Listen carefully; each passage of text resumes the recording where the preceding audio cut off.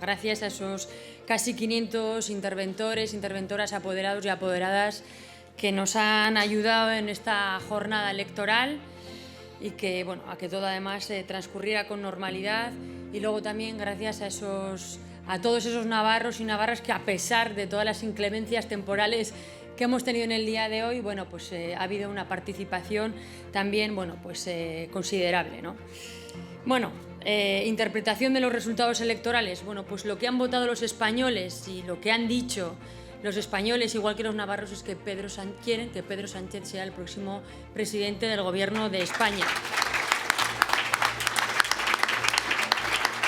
Por eso han dado una victoria clara al Partido Socialista Obrero Español, muy a pesar del señor Esparza, que sigue empeñado en su discurso del odio. Pero claro, él hubiera preferido otro gobierno, él hubiera preferido el gobierno de las derechas al frente de España.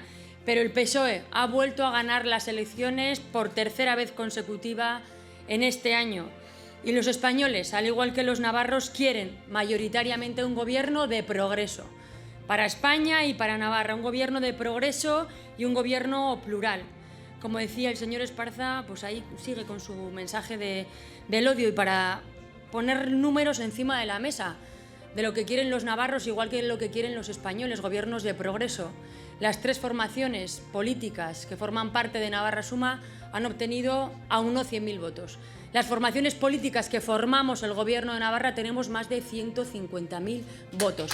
Eso es un gobierno progresista liderado por el Partido Socialista. Lo mismo que quieren los españoles, quieren los navarros.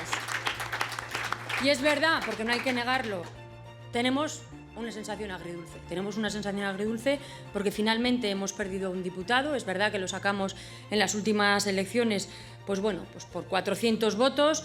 Hemos obtenido prácticamente el mismo porcentaje de apoyo que tuvimos en las anteriores elecciones, pero es verdad que el comportamiento del electorado nacionalista ha sido el comportamiento del voto útil y han aglutinado su voto para sacar el escaño de H. Bildu.